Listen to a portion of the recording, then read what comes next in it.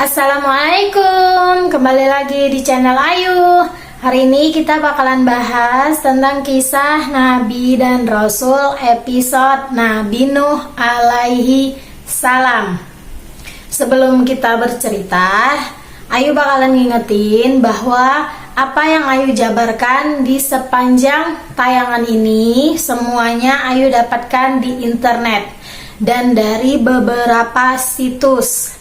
Jadi, Ayu mohon maaf kalau ada kesalahan dalam menyebutkan nama tokoh, tempat, tahun, bahkan jika ceritanya salah.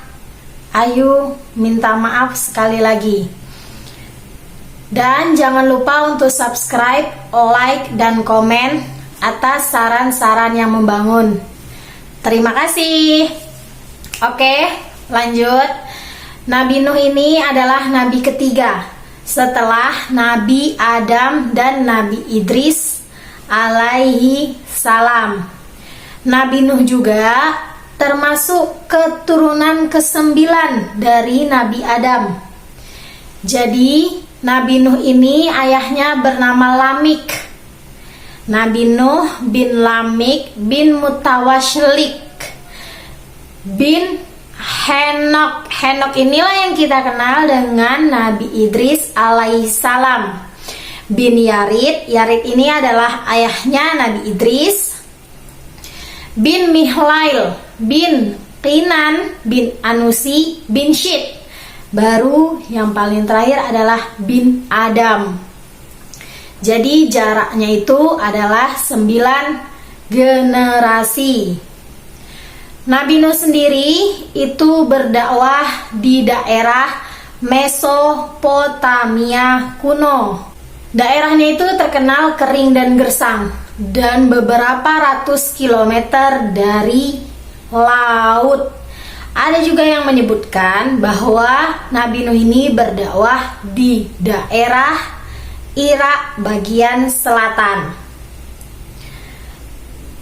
Untuk lama waktu berdakwahnya itu dan usia hidupnya Nabi Nuh adalah kira-kira 950 tahun.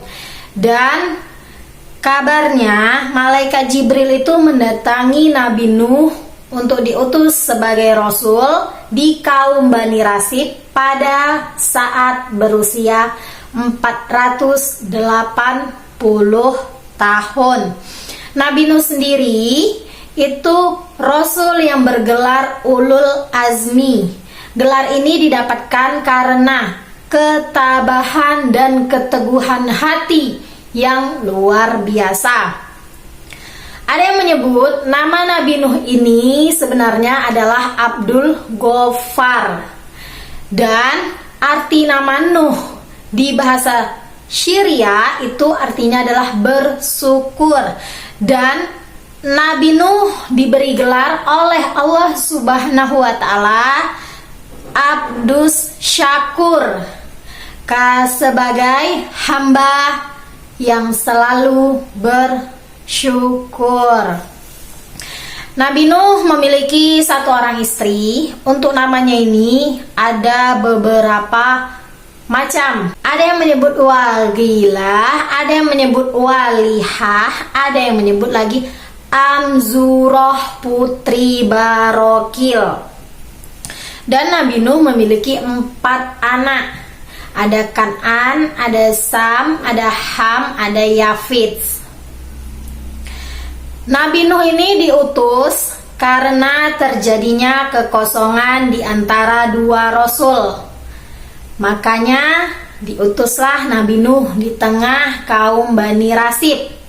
Dan sebetulnya kaum Bani Rasib ini dahulunya menyembah Allah Subhanahu wa Ta'ala, karena di sana ada 5 ulama yang pernah hidup yang bernama Wad, Suwa, Yaud, Ya'uq, dan Nasr.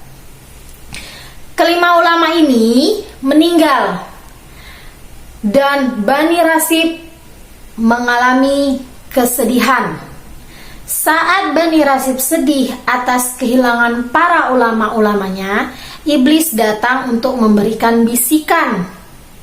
Bisikannya adalah supaya Bani Rasib membuat sebuah patung.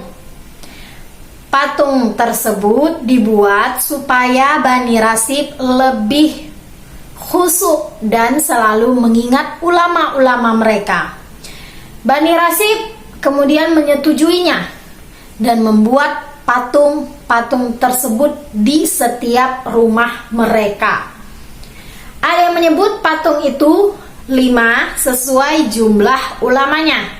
Tetapi ada yang menyebut lagi patung itu sebenarnya 1, tetapi mereka menamainya berganti-ganti sesuai jumlah para ulamanya. Karena 5 ulamanya, jadi satu patung itu diganti-ganti namanya. Lanjut, para pembuat patung wafat. Dilanjutkan oleh generasi selanjutnya, anak-anak mereka. Ternyata anak-anak mereka tidak mengetahui bahwa patung ini hanya sebagai untuk pengingat kepada ulama yang telah meninggal. Tetapi iblis datang dan mengatakan bahwa ayah-ayah mereka, bahkan orang yang terdahulu itu, menganggap patung tersebut sebagai sesembahan mereka, dan mereka percaya, sehingga mereka mulai menyembah patung-patung tersebut. Dan disinilah Nabi Nuh muncul. Nabi Nuh melakukan dakwah mulai dari sembunyi-sembunyi, terang-terangan, dan bahkan melakukan 2 cara tersebut sekaligus. Ajarannya jelas bahwa mereka harus mengakui Tuhan itu adalah Allah dan mengakui Nabi Nuh adalah utusan Allah. Lalu Nabi Nuh juga memberikan dakwah tentang ganjaran, amal perbuatan, dan nilai-nilai kebenaran, sehingga mereka harus kembali ke jalan yang benar, tidak menyembah patung tersebut. Tetapi yang Bani Rasib lakukan, mereka justru menghina, mengolok-ngolok, bahkan mencemooh Nabi Nuh. Setiap mereka bertemu Nabi Nuh, mereka bahkan menutup jari mereka ke telinga mereka dan mengangkat baju mereka untuk menutup muka mereka, karena mereka tidak ingin mendengar dan melihat Nabi Nuh alaihi salam. Tapi Nabi Nuh tidak berputus asa. Nabi Nuh terus melakukan dakwahnya. Bahkan pengikutnya itu kurang dari 100 orang. Bahkan mungkin hanya 80 orang saja. Ternyata dakwah Nabi Nuh ini terdengar oleh salah seorang raja yang memerintah di daerah tersebut. Raja tersebut bernama Raja Darmasil. Raja Darmasil bertanya kepada anak buahnya, "Hai para keturunan Qabil, suara apakah yang tidak pernah aku dengar ini sebelumnya?" Maka anak buahnya menjawab, "Wahai Baginda Raja, suara ini adalah suara seorang laki-laki yang bernama Nuh bin Lamik. Sebenarnya kami sudah lama mendengar tentang kegilaannya, dan sekarang kegilaannya itu menjadi-jadi. Bahkan dia mengatakan hal-hal yang tidak karuan." Raja Darmasil yang mendengarkan apa yang dikatakan oleh anak buahnya marah, lalu memerintah anak buahnya supaya membawa Nabi Nuh ke hadapannya. Setelah Nabi Nuh ada di hadapannya, bertanyalah Raja Darmasil, "Siapakah kamu sampai kamu menjelek-jelekkan Tuhan kami?" Lalu Nabi Nuh menjawab, "Aku ini adalah utusan Tuhan semesta alam. Aku datang dengan membawa nasihat untuk kalian, agar kalian beriman dengan risalah yang aku bawa. Dan kalian tinggalkan patung-patung sesembahan kalian serta perbuatan maksiat kalian." Lalu Raja Darmasil berkata, "Kamu mengajak kami untuk menyembah sesuatu yang tidak kami kenal. Kami yakin bahwa kamu ini adalah orang yang tidak berakal. Jika kamu sedang kemasukan jin, kami obati kamu. Jika kamu memang adalah orang miskin, kami bantu kamu." Nabi Nuh menjawab, "Aku bukanlah orang gila. Aku juga sama sekali tidak membutuhkan bantuan kalian. Yang aku inginkan hanyalah agar kalian mengatakan bahwa tidak ada Tuhan selain Allah dan mengakui bahwa aku ini adalah utusan Allah." Raja Darmasil murka, lalu berkata kepada Nabi Nuh, "Seandainya hari ini bukan hari raya, pasti sudah binasa kamu." Lalu Nabi Nuh mengajak kaumnya untuk memperhatikan kekuasaan Allah yang mana pencipta alam semesta, tetapi umatnya tetap dalam kesesatan dan kekafiran. Bahkan mereka melakukan bantahan dan menyuruh Nabi Nuh untuk mendatangkan sebuah azab. Nabi Nuh berkata bahwa yang bisa mendatangkan azab hanyalah Allah Subhanahu wa taala. Hingga Nabi Nuh berdoa agar semua orang kafir ini binasa. Maka Allah menyuruh Nabi Nuh untuk membuat sebuah bahtera. Bahtera ini adalah kapal yang sangat besar. Kapal ini dibangun kabarnya di daerah gurun pasir. Tapi ada yang menyebut kapal ini sendiri dibangun Nabi Nuh dan para pengikutnya itu di sebuah pegunungan atau daerah yang lebih tinggi. Yang mesti kapal ini dibangun jauh dari pemukiman Bani Rasid karena Nabi Nuh ingin lebih tenang dalam membangun kapalnya. Bahan untuk pembangunan kapal disebutkan bahwa menggunakan kayu gofir. Kayu gofir sendiri tidak pernah dijelaskan kayu ini adalah kayu apa.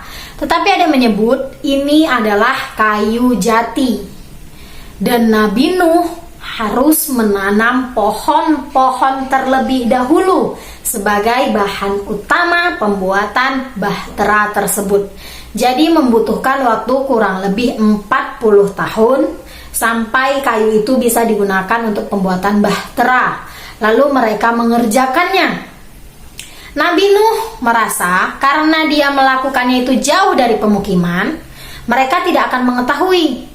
Ternyata lama-kelamaan Bani Rasid tahu dan bahkan tambah mengejek-ngejek Nabi Nuh. Karena untuk apa membangun sebuah bahtera di daerah yang kering dan gersang?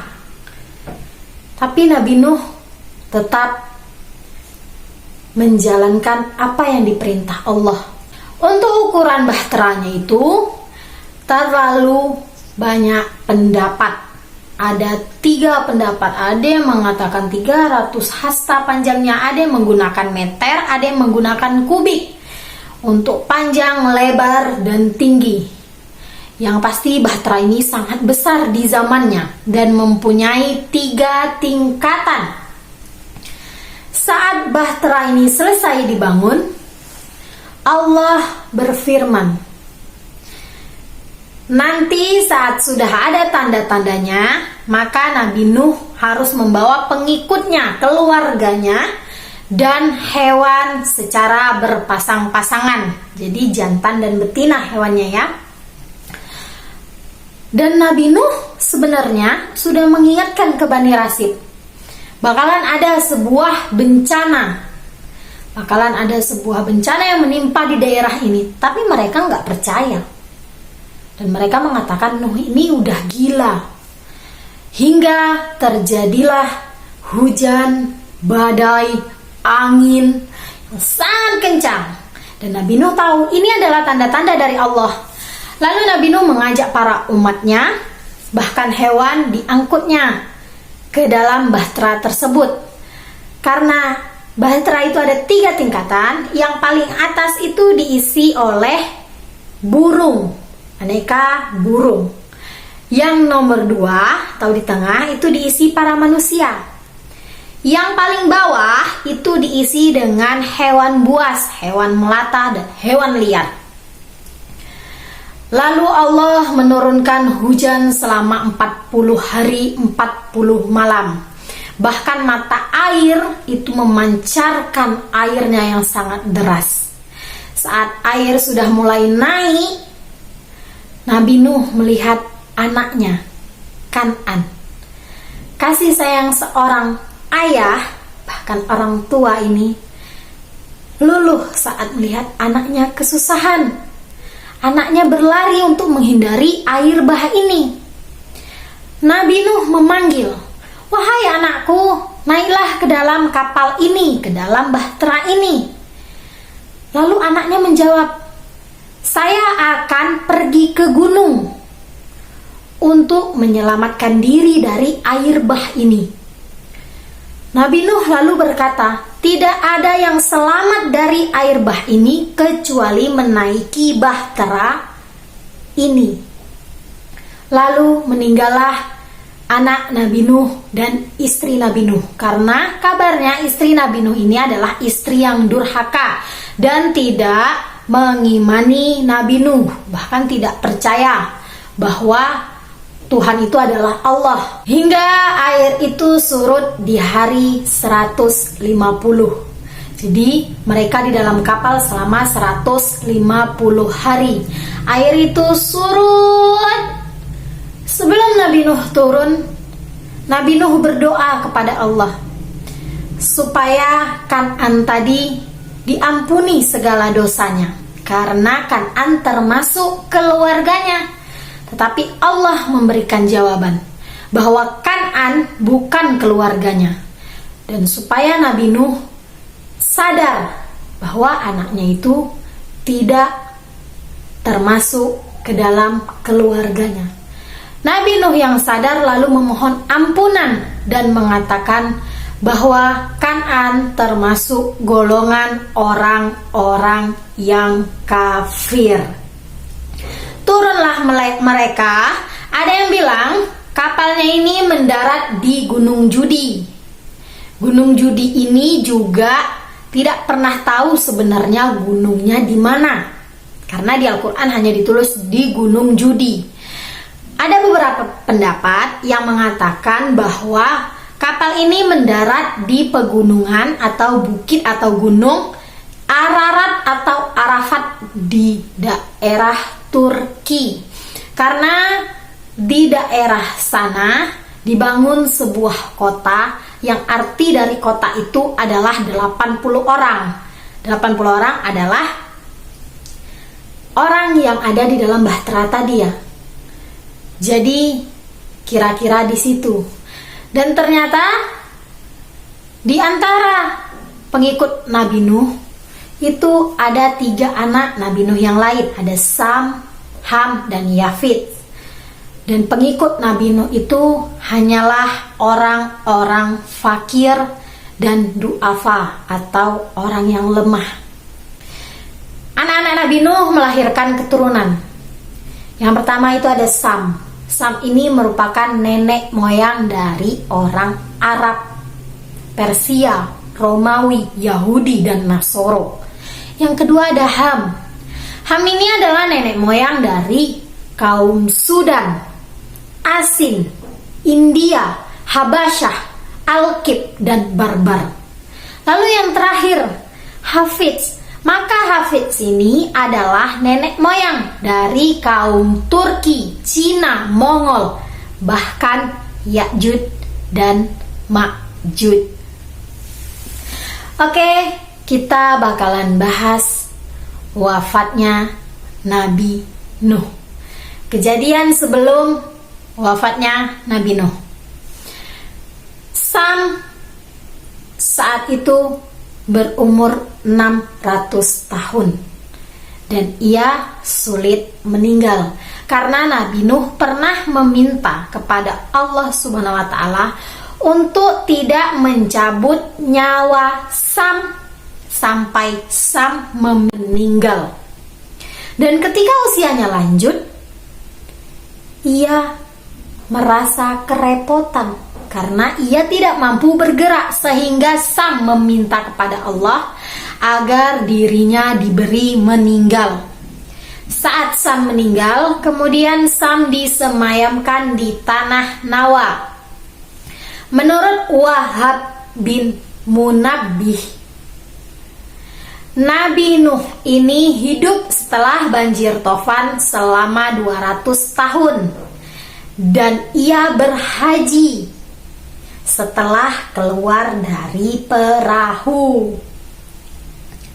Suatu ketika datanglah malaikat Israel kepada Nabi Nuh dan menyampaikan salam. Assalamualaikum ya Nabi Allah. Nabi Nuh menjawab, Waalaikumsalam, siapakah kamu? Salam yang engkau lantunkan telah menggetarkan hatiku. Malaikat Israel menjawab, saya adalah malaikat pencabut nyawa. Saya datang kepadamu untuk mencabut rohmu. Nabi Nuh yang mendengar perkataan malaikat Israel langsung terkejut. Saat dia terkejut, ternyata malaikat Israel bertanya, apa yang engkau susahkan, wahai Nuh? Apakah engkau masih kurang untuk hidup di dunia ini? Bukankah engkau adalah manusia yang memiliki umur yang panjang? Lalu Nabi Nuh menjawab, saya menemukan dunia ini adalah rumah yang memiliki 2 pintu. 1 pintu untuk masuk, 1 pintu untuk keluar. Lalu malaikat Israel memberikan segelas minuman yang ia bawa dari surga. Seraya berkata, minumlah isi yang ada di dalam gelas tersebut, wahai Nabi Nuh, sehingga engkau tidak akan takut lagi dan engkau akan tenang. Nabi Nuh lalu meminumnya, dan saat Nabi Nuh meminumnya, Nabi Nuh langsung terjatuh dan seketika meninggal dunia. Anak-anak Nabi Nuh yang mendengar ayahnya meninggal, lalu merawatnya, lalu memandikannya, mengafaninya, menyolatinya, bahkan menguburkannya di tanah Turki. Dan dikatakan kuburan Nabi Nuh ini berada di dekat sumber air yang mengalir. Tapi ada yang mengatakan makam Nabi Nuh sendiri itu berada di Masjidil Haram. Ada yang mengatakan di sebuah tempat yang bernama Qurt Nuh.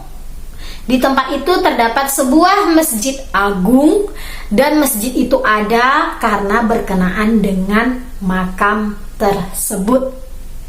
Dan ternyata makam Nabi Nuh pun kita belum tahu pasti, karena itu sudah terjadi beribu-ribu tahun. Sejarah periode Nabi Nuh sendiri itu adalah 3993 sampai 3043 sebelum Masehi. Jadi bisa kalian bayangkan sudah berapa lama terjadinya kisah Nabi Nuh. Kisah Nabi Nuh sendiri bukan hanya ada di agama Islam, tapi ada di beberapa agama. Walaupun ceritanya berbeda, tetapi intinya sama, tetap membangun sebuah kapal yang sangat besar. Oke, kita lanjut ke mukjizat Nabi Nuh. Mukjizat Nabi Nuh itu yang pertama adalah Nabi Nuh adalah nabi yang memiliki umur panjang, karena dipercaya umurnya itu kira-kira 950 tahun, sangat panjang. Yang kedua, mampu membuat sebuah bahtera atau kapal yang sangat besar. Yang ketiga, selamat dari azab dan menjadi nenek moyang manusia. Selesailah cerita kita hari ini.